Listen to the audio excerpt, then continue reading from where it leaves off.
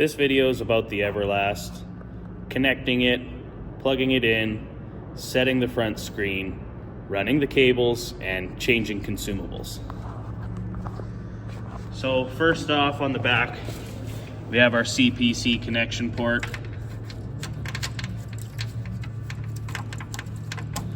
It has this white dot which helps you align the connector in the right position.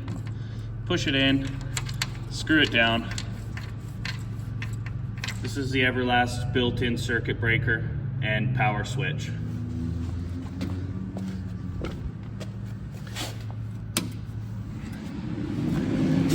On the front, when you order your CNC package, it'll come pre-configured with it on CNC mode, auto restart. It's telling me I have no air. EO3, no air. So I'll just close all my bleed valves, turn the air on.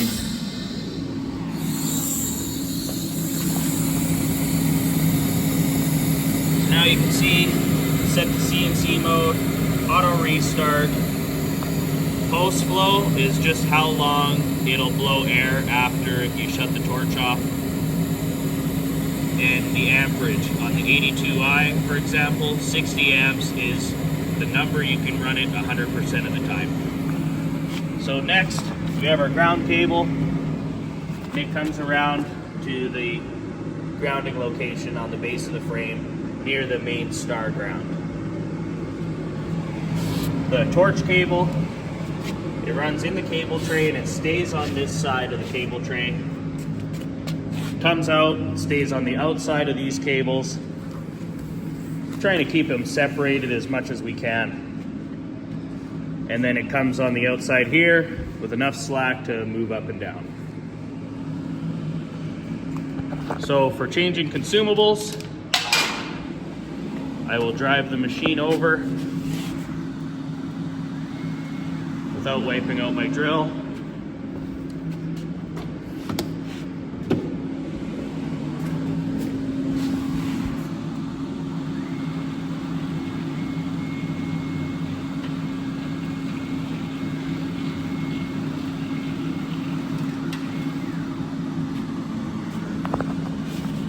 Change the consumables, unscrew this. Inside we have a few pieces. This is the nozzle, looking pretty burnt out. This is the swirl ring. So you want to have this little rim downward when you put the swirl ring in. And then your electrode. So the electrode just unscrews.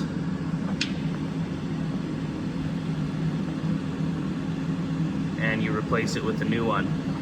And a check I always do is I check that it's free moving. This is the blowback function of the torch. Make sure that it's free moving and feels nice. So I can put the swirl ring and the nozzle together, and I can put them all on here.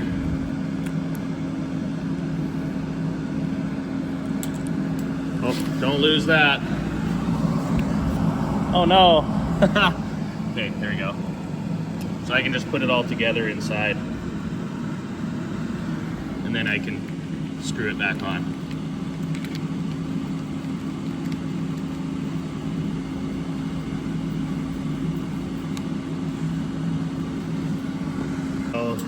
This video is about plugging everything in. So first off, I've plugged my Everlast into a 220 single phase power outlet. The control box, I got it kind of ran around back to hide the wires, but the control box is just 110 volts plugged in. This is the power on and off, and obviously plug in your computer as well. The control box has another cable coming out, which is the Ethernet cable. and that plugs directly into your PC or laptop. The next thing is the e-stop remote. On bigger tables, you usually have an extended e-stop remote, and that can be placed wherever you want.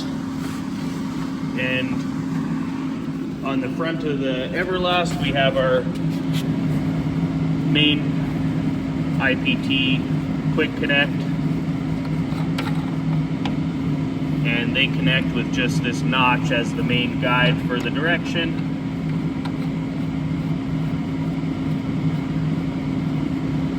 And the ground is just a twist lock type connector. You put it in with the notch matching, twist it till it's nice and snug.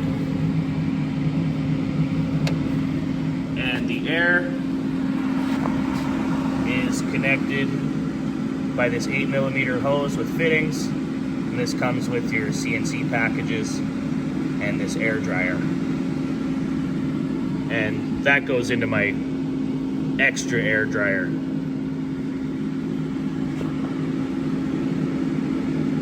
Now we're gonna power the machine on and open mock.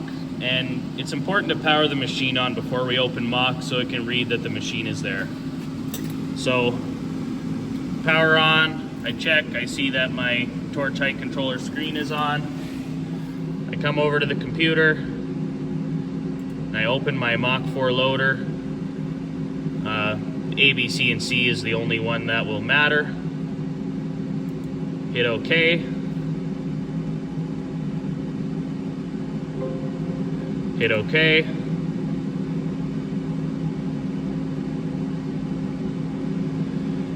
And now we hit enable.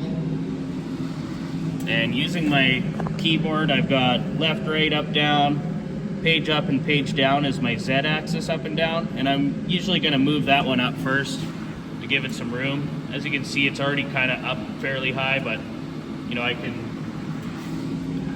enable keys, the jogging keys, by hitting keyboard inputs enable. Now don't forget that if this is open and this is hit enabled and you're in Fusion 360, your arrows will still move the machine. So you want to hit disable if you plan on leaving mock to do other things. So I'm using page up right now, jogs that up, and I'm going to push left. And usually before I home it, I will jog it close to the homing position, which is that back corner. And now that I'm ready to kind of get started, I'll hit home at least once during this cutting session just to ensure that the machine is square. So I click home, and it comes over and it finds all the switches. So that one found its switch. This one found its switch, and that one over there also found its switch / tab location. And that automatically squares the gantry.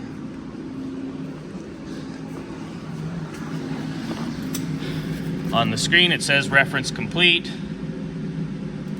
So it's good to zero out your X and Y, and your Z works in negative numbers. So basically we want to make sure there's at least a positive number in here. Otherwise, when we run our code, it's going to tell it to go up. So in this case, I'm actually just going to jog my machine over to the plate before I start.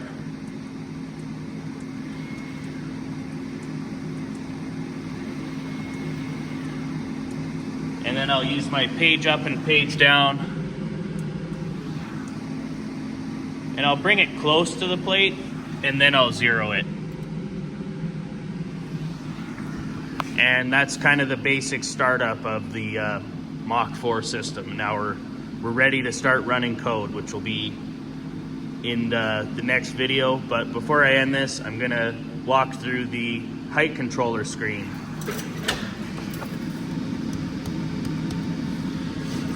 So on our height control screen, we have up, down. This is the current set voltage. this is the actual voltage coming from the machine, so obviously we're not cutting, it's at 0. So I can go into the settings, and so right now it's set to manual set, which means that I have to enter the voltage and it'll use the voltage which I've entered.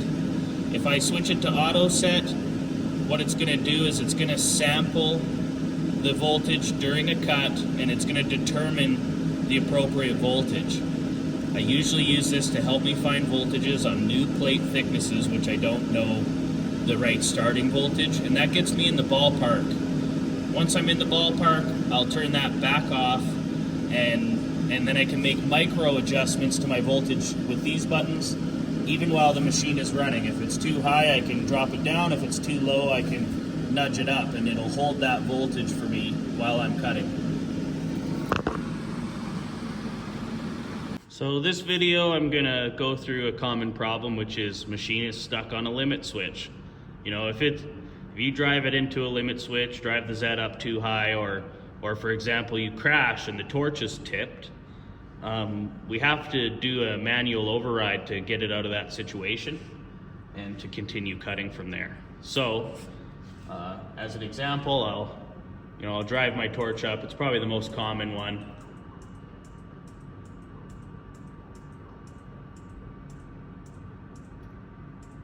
So now we've hit the switch. E-stop due to limit switch. It won't let us hit enable. You know, it's locked out. So what we have to do is over here in our jogging tab, we hit access limit overrides and we hit enable. Carefully jog the machine off the switch, because right now it's kind of hot in a sense. It will let you bump into the ends. It's not a safe operational mode, so it's just to get it off the switch. So I'm going to push page down, jog it off the switch, and immediately I'm going to turn this override back off, and now I'm back in a safe operating condition. This video is specific to the THC cut start settings, and I'm just going to go through each one and explain what they do and how they work. This is your touch off on or off, so it's going to actually detect the initial height of your plate each time it goes to pierce. You can include it or omit it. Right now, when it says omit like this, it actually means that it's on. When it says include, it actually means it's off. So it's like I'm clicking include and now it's including it. Torch on height, that's the height that it'll strike the arc. Pierce height is afterwards. So it's like you turn the torch on, and if you're doing really thick stuff, your pierce height might be like 3 or 4 millimeters, so that way all the muck can blow away without nuking your consumable. And the cut height is the final height it's going to go to as it starts to move. This arc OK delay, don't change it. It's good at 200. Pierce delay, however, if you're doing thicker plate, you're going to want to set that up appropriately. 500 milliseconds is half a second. 1,000 is 1 second. Max and min are the amount of tolerance that your torch height controller can move the torch if there's a variance in the plate. So if it's too high or too low, it can allow the torch to move up and hit the upper switch. If your plate moved 3 inches or warped 3 inches, you could actually have this set to 75 as a max, and it will follow the plate all the way up that high. The main thing is that if these parameters are set too high, it can allow the torch height controller to jog up and hit your limit switch. The fine distance at 100, which is about 4 inches, which is about the maximum travel of the Z-axis on this machine. So 100 is bang on. You're not going to need more than that, and less isn't always going to touch the plate. The probe offset is how much the torch has to push before it hits the switch inside the box to tell it where the plate is. That factory setting should stay. The touch speed, again, if you're doing really, really thin plate, you might actually slow that down just so that way it doesn't get an inaccurate touch. by pushing so hard it kind of like flexes the plate. And those are your main settings there. And over here in the THC tab, this voltage is irrelevant because we're actually running our voltage on the external screen. The adjust rate is the speed that the height controller runs, and this is like the best setting. And so, I mean, changing it isn't necessarily gonna benefit. Anti-dive basically means if it's going slower than 30% of its feed rate, it's not gonna torch height control. So if it's maybe doing a circle or a corner, it's actually gonna lock out the torch height controller so that way it doesn't dive or lift when you don't want it to. The jogging tab, axis limit overrides, that's so we can bypass our switches. And the next thing you might want to use is your file ops run from here. So for example, this was a single cut part, but if we had a part with some holes and stuff, and let's say we punched the holes and our consumable blew out and we wanted to finish the job, we can actually just go in here, select the next part that we want to start at in the cut file, hit run from here. We don't have to use this. We just jog and make sure our machine is clear of any obstacles before we hit start. So then all we have to do is hit OK and then hit start, and it'll run from that spot on the code. This button here is our torch on and torch off button. In here, this is the torch height controller, and so if that's lit, that means the torch height controller is enabled.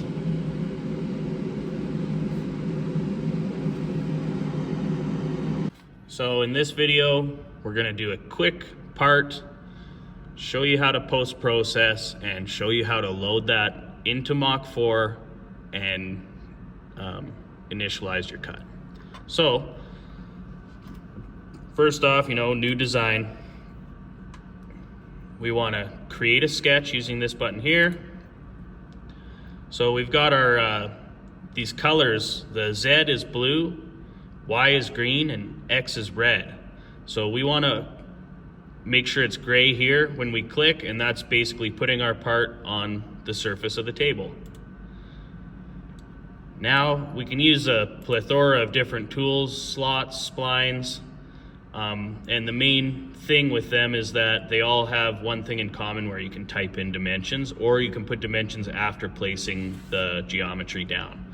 So first I'll show you how to place the geometry with the dimension. So I'll grab a circle and I can put it anywhere I want. So you see it's giving me the option of a dimension. I run my Fusion 360 in millimeters. This can be switched to inches. So what I'm gonna do is I'm gonna say, 80 millimeter circle, and then I hit enter. So that being said, I can also lay a circle down and I can just click and see it doesn't really give it a dimension. I can use the sketch dimensions tool, and now I can enter a dimension afterwards, like 90. See, I just typed and then I hit enter. So when we get into shapes that have multiple dimensions, like for example a square or a rectangle, see the one that's highlighted, I type 50 and then I push tab, and then I can type another number for the other dimension. Once I've done that, I hit enter. Now I have my square. I can change these dimensions afterwards just by double clicking on them. Type in a new dimension and hit enter. So I made that excessively long.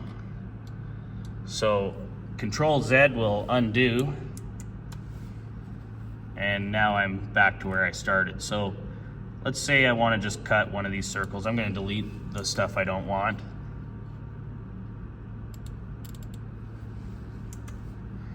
And I'm going to go up to my solid menu here. I'm going to select press pull. I'm going to select my circle. I'm gonna give it the thickness of my plate just for reference. 4.6, that's 3/16. So now we can see if I use my navigation cube, there's all these shortcuts that will lock you to a certain angle if you use them. So I like this one the most, the corner. And so it'll show me the dimension of my circle. So now, all I need to do is go manufacture, fabrication tab, cutting torch, click the surface, hit OK.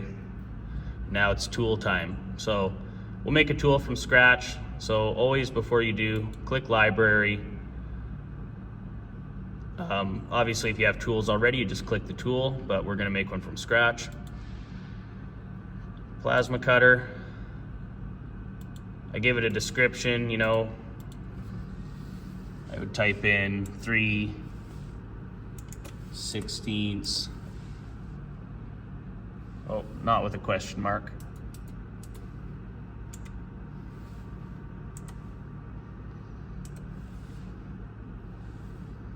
$60 amp.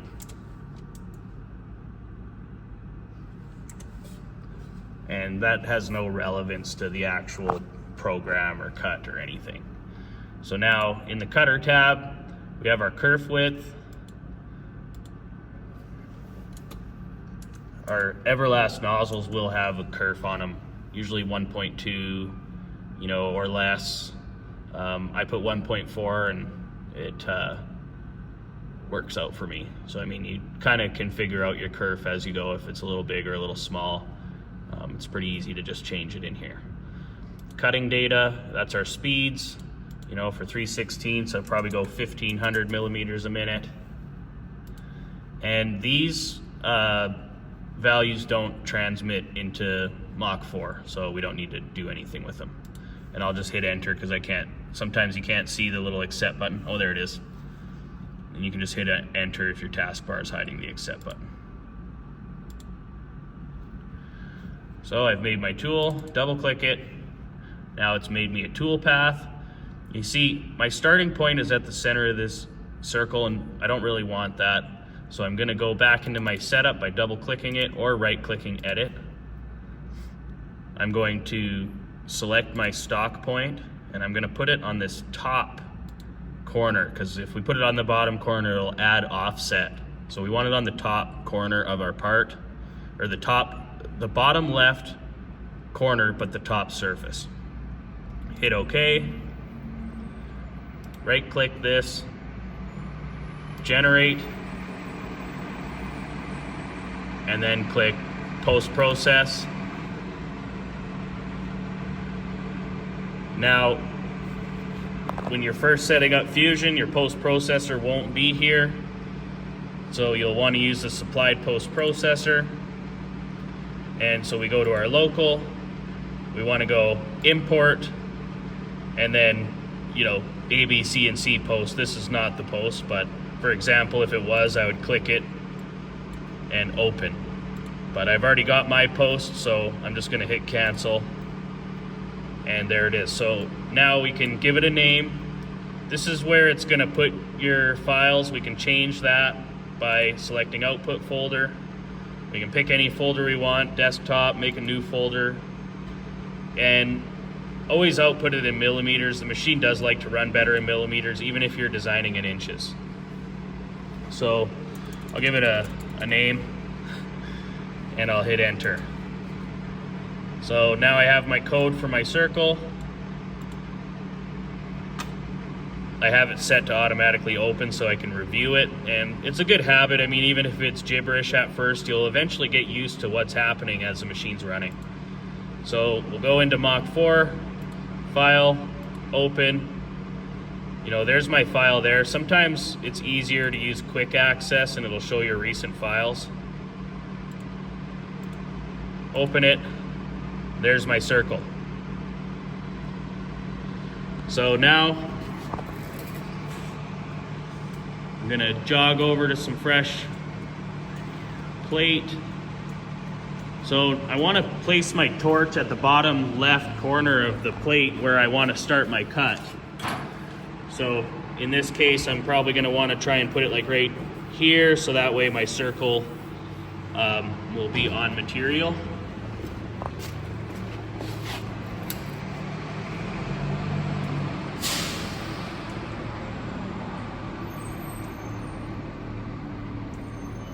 Okay, so I've placed my torch in my desired starting location, you know, a little bit above the plate and the bottom left corner of my material.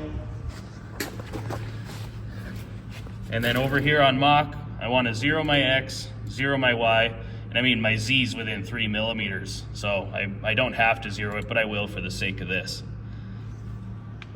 So now that we're all zeroed out, we are basically ready to start cutting.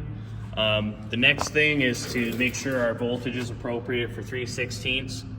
72.9, 73, that's a good voltage for 3/16. And you can just reference your cheat sheet or use the auto finding feature to locate your voltage.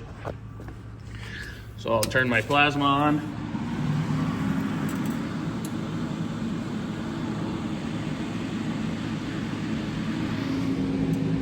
Now I'm ready. Oh, I'm all zoomed in. Now I'm ready to hit start.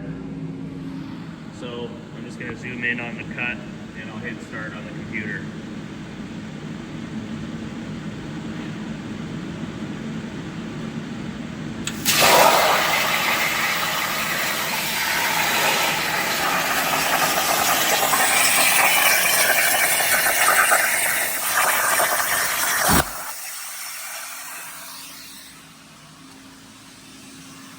So that's the basic part making operation, and the next video I'll go into how to take a piece of cardboard and turn it into metal. In this episode here, we're gonna turn a piece of cardboard into steel, and it's probably one of the most useful things I know how to do with this thing. So got a box here. Make my cardboard shape. So I mean, let's make it a little stranger.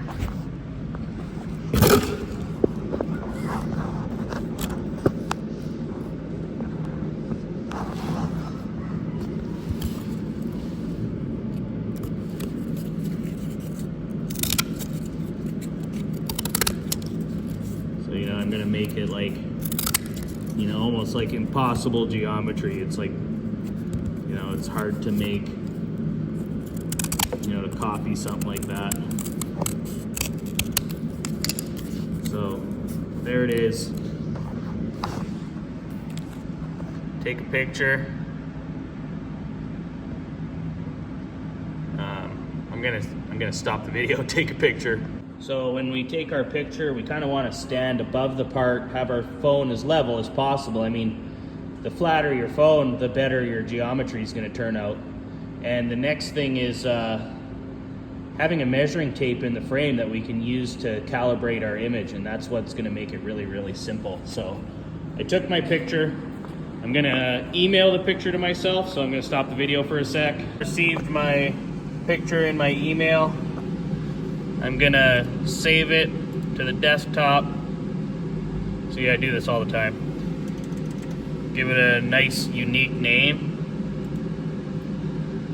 So now that I've got my picture, I'm going to open a new tab in Fusion, start a new sketch just like before, click the floor so the Z is up, and now I can use Insert Canvas, insert from my computer, and I gotta go find it here. There it is. Recent files is my go-to when you don't know where the heck you save something. So I want to put it on the floor of the drawing with the Z up. So right here, click it. And we'll stretch it out a little bit just so it's bigger. Hit OK. And now I'll use my cube shortcut. That'll lay it flat for me. And now over here, canvases, right click, calibrate, and you know, pick a line. So I'll go from 1 inch and I'll go to 13 inch, so then I have 12 inches in my calibration. So once I click that, it gives me this option to type, and see, I'm in millimeters, but I can still type inches. So I'll go 12 with an inch symbol and enter. So now I've scaled the image into Fusion 360, so it's going to be dimensionally accurate. So now I want to create a sketch. Click on the part so it's still flat. I'm going to grab my line tool and I'm going to zoom in so I can get close to the edge of that cardboard. So I mean, obviously you can go as precise as you want, but I mean, you'll see when this is done, it's going to be pretty darn close. So I'm just tracing, and every time I click, if I don't close the loop, it'll keep letting me add lines. So I just click once, click, and then I'm using my scroll wheel right now. So your scroll wheel, if you push down on your scroll wheel, that's why it's nice to have a mouse. If I push down on it, it'll let me drag the picture, you know, while I'm still laying out my lines. So we'll go from point to point here. We'll go to the edge of this radius. And see, I want to put another line down there, so I'll just hit my OK button, or I'll hit enter. And that stops me. So I don't want that line. I'll just delete it by clicking on it. Click delete. Okay, and I want a line down here next.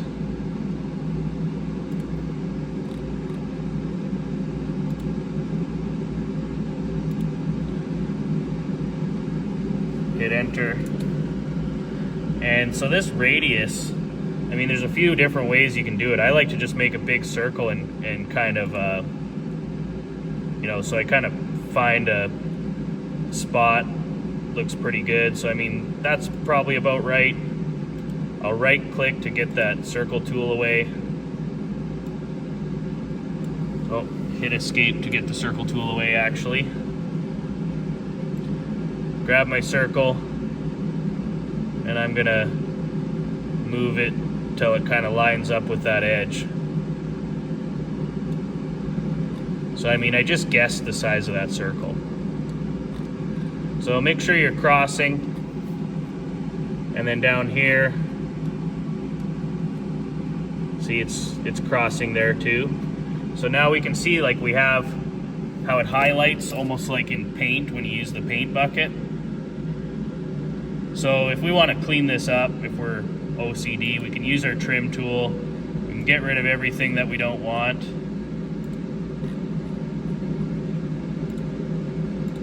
So I'm just using my scroll wheel to zoom. Wherever your mouse is, if you zoom your mouse, it'll zoom where your mouse is. So we'll give it a little bit of a cleanse here. I'll get rid of this top arc, get rid of this inside arc. See, now my part is there. So I'm gonna hit escape to get out of my trimming tool, and then we go as we did last time. So we go solid, press pull, click our part. 4.6 is 3/16. And now we have our cardboard part in the computer. Design, manufacture, cutting, click it once, hit OK. Use our library. I'll grab that tool we just made. See, it made me a tool path. I don't want to start my cut from here. I'd rather start it from this corner. So I'm going to right click, edit. I'm going to select my stock box point, I'm going to use my cube shortcut, and then I'm going to select right here. Now that I've done that, hit OK, right click this, generate, or Control G if you get used to hotkeys. It's also up here. So I've generated my new toolpath. I'm going to post-process. This post-processor will stay here once you've imported it, like in the last video. And I'm going to call it a copy. Hit post. There's our snippet of code. You know, a quick rundown. This is setting the machine in like millimeters and absolute coordinates. This is telling it to go to the first spot where it's going to pierce. This is M3, and it's going to do the macro that's inside Mach, which I'll go through in this video here. And M8 is turning the torch height controller on. That's our feed rate. And then these are the movements. This is the torch turning off. This is the height control turning off. This is moving the Z up to clearance height, and M30 is rewind. So that way you could run it again. So now I'll open Mach, file, open G-code, grab the file I just made. There it is. So now I'm going to want to jog my machine to some open space.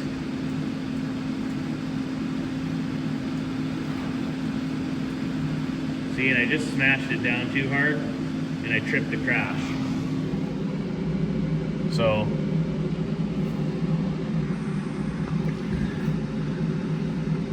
axis limit override, enable, page up to bring it up a little bit,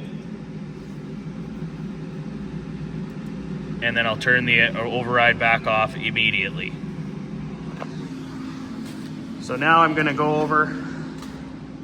That looks like I should have the room, and I'll show you how to confirm. So I'm going to 0 my X, 0 my Y, 0 my Z. I'm going to go File Ops, Regen Toolpath, because since we re-zeroed, the crosshairs and the toolpath won't line up. So Regen, see now it pops my crosshairs in this bottom left corner. And I can actually jog and I can see my crosshairs, so I'm going to jog it up to the top line of this part. And I'm going to jog it over. So now I can go and look on the material and see, like, yeah, I've got lots of material there. And then I'm going to jog it to the right and just make sure that it stays on the material for that corner. Just barely. So now we're actually ready to cut, but I'm going to go over the cut start settings. So when you get your machine from me, this is all going to be pre-configured to pretty much the most optimal settings. The main thing you're going to be changing is your pierce delay and your pierce height. So torch on height, that's like where it's going to actually strike the arc. The pierce height is where it's actually going to wait for this pierce delay to punch through. The cut height and your minimum and maximum values for your torch height controller. Like if your plate warps more than 1 inch on this, the torch height controller is not going to raise higher than 1 inch tolerance. Touch off speed, probe offset, you're not going to change these. These are the best factory values. Maximum fine distance, 100 is always a good value. Won't need to change that either. You can turn touch offs on or off. I recommend keeping touch off on. It's going to be a better result. So these are all set right. My pierce height or my pierce delay, this is in milliseconds. So like 300 is actually, 0.3 of a second. So 500 is a half second. 1000 is 1 second. So now that I've set those, you know, I go and I check my torch height controller. Yep, I'm at a good voltage for 3/16, which is about 73 volts. And now I can, over here, I've already zeroed everything and I checked that I'm staying on the material. I'm gonna hit cycle start. The next thing is, if we're going too fast or slow, using this FRO, we can slow it down or speed it up live during the cut. The same as these settings.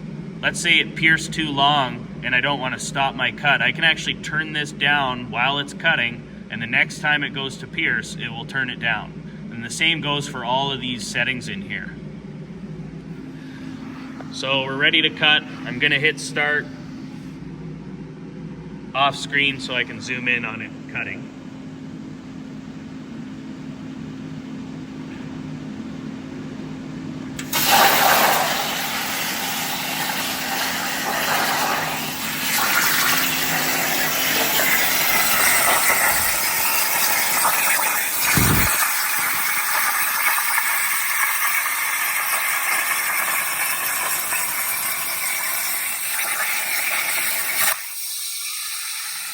Okay, now I'm going to use page up. I'm going to jog the machine away from my part so I can go and yank it out of there. Splash a little bit of water on it so I don't burn my fingies. So there's our part. Let's go find our cardboard and do a little comparison here. So there's our part, there's our cardboard. So I mean,